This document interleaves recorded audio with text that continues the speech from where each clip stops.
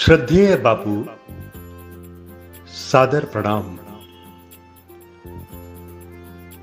बहुत दिनों बाद न जाने क्यों और कैसे अंतःस्थल में हुक सी उठी है कि आपको और आपके लिए ढाई आखर कहूं, लेकिन बहुत दुविधा में हूं। जिसका जीवन ही ढाई आखर का पर्याय है, जिसका जीवन ही उसका संदेश है, उसे शब्दों के सहारे अपने मन की बात आखिर कैसे पहुंचाऊं? मैं समझता हूं बापू, आपका जीवन ढाई आखर तो है ही, जीने का दूसरा नाम भी है। उसे तो मौन ही अभिव्यक्त कर सकता है। वैसे भी सच कहूं बापू, सच हृदय तो आपके जीवन की अगम और असीम प्रेरणा को नमन करते हुए यही कहना चाहता है, शब्द तो शोर है, तमाशा है, भाव के सिंधु में बताशा है। मर्म की बात होठ से क्या कहूं, मौन ही भावना की भाषा है। फिर भी विश्वास करना बापू, आज वह मौन मुखर होकर कुछ कहना चाहता है। आपने भी स्वयं मनुष्य की सुसुप्त चेतना को जगाने और भारत माता को पराधीनता की बेड़ियों से मुक्त करने के लिए अनगिनत पत्र लिखे थे। आवाजें दी थी या अवाम को, झकझोरा था जनमानस को, कर्तव्य का बोध करवाया था, विवेक ज्योति जगाई थी। और उससे भी आगे बढ़कर आपकी चिट्ठियों ने भारत भाग्य विधाता की गरिमा और महिमा की प्राण प्रतिष्ठा की थी। अब आप ही बताएं बापू, आपको ढाई आखर की पाती मैं लिखूं और कुछ कहूं तो आखिर कैसे? पर बापू, कह रहा हूं मैं कि हमारी नई पीढ़ी को इतनी शक्ति अवश्य दो कि वह आज के हालातों और जरूरतों के अनुसार आपके संदेशों को सही और सकारात्मक ढंग से समझ सके। हमारी पीढ़ी को सत्य और अहिंसा की असीम अकाट्य ताकत का बोध हो सके।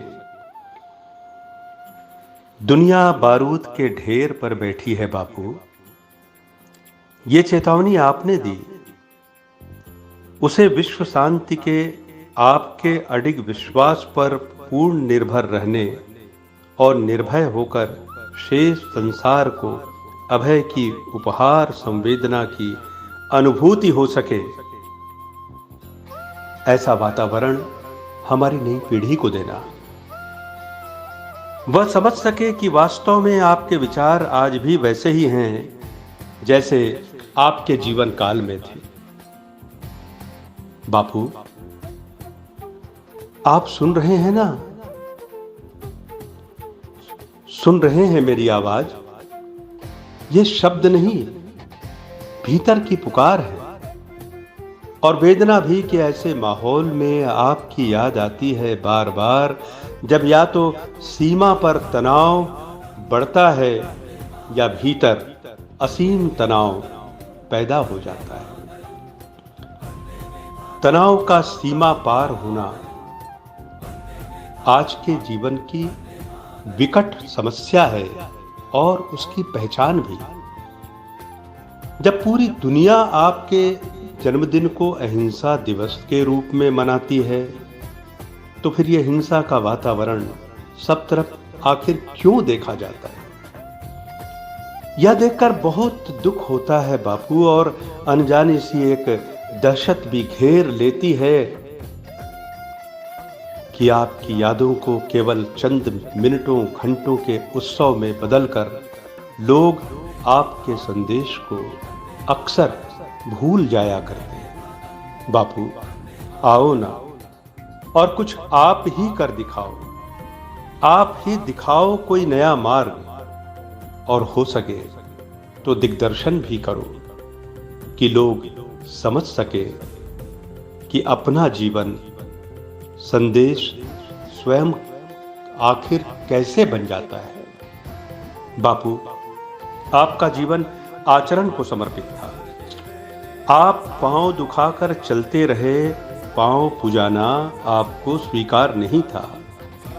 आपके लिए विचार और व्यवहार एक सिक्के के दो पहलू थे। समन्वय आपकी साधना का प्रतिफल था। परंतु आज जिनके आगे चरण थम जाएं और नयन नम जाएं, वैसे आचरण करने वाले ढूंढने पर बहुत कम मिल पाते हैं बापू। अब आप ही राह सुझाइए कि हम क्या करें। बापू, मानव और मानवता में आपका मौलिक विश्वास था। आध्यात्मिक एकता में आपकी अचल आस्था थी।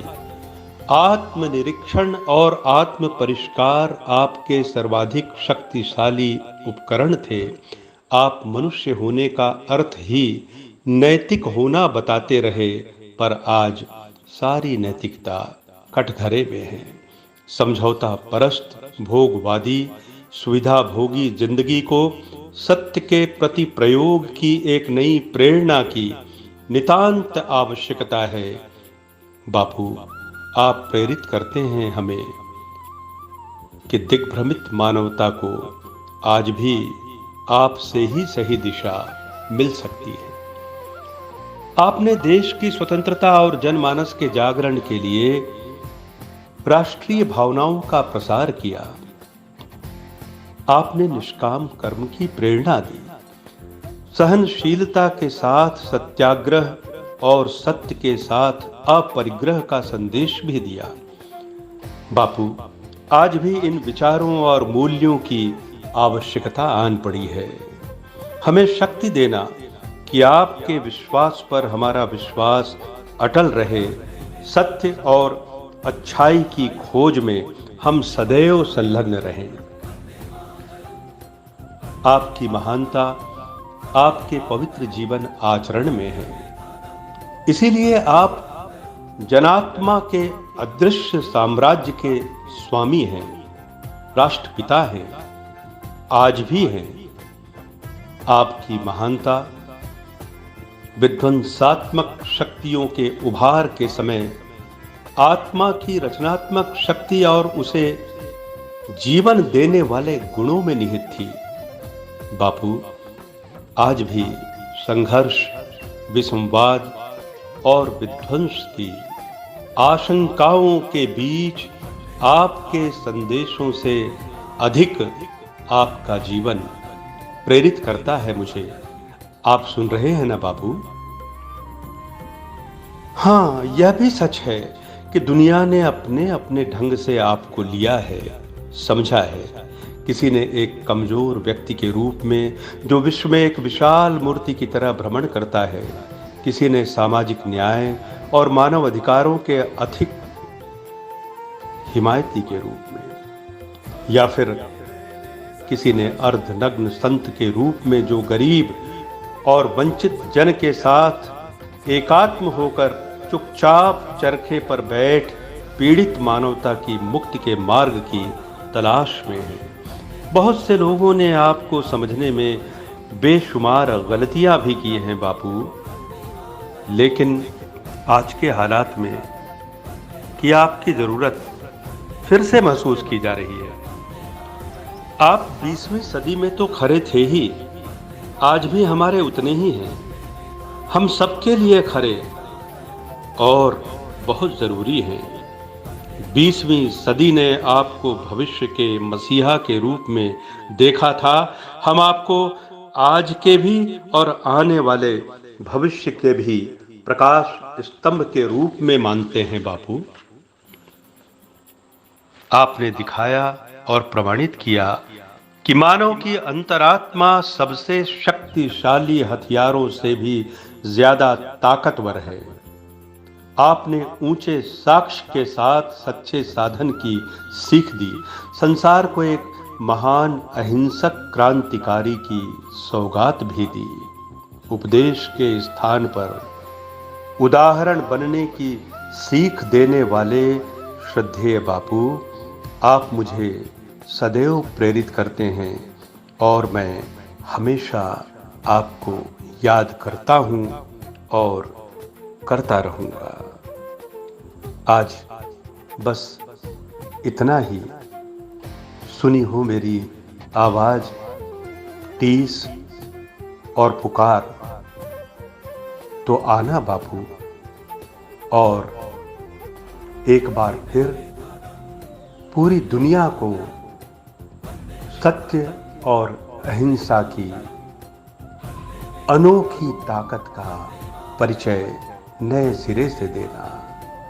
आपने अपूर्ण मनुष्य को पूर्ण बनाने के लिए उसकी इच्छाओं पर नियंत्रण का जो संदेश दिया था, आज धरती माता भी कराह कर पुकारती हुई उसी संदेश को समझने के लिए अपनी संतानों को बार बार पुकार रही है, आवाज दे रही है, आना बापू। और उसी धरती माँ के साथ राष्ट्रपिता के रूप में एक बार फिर संपूर्ण मानवता को नई दिशा दिखाना। आना बापू, जरूर आना।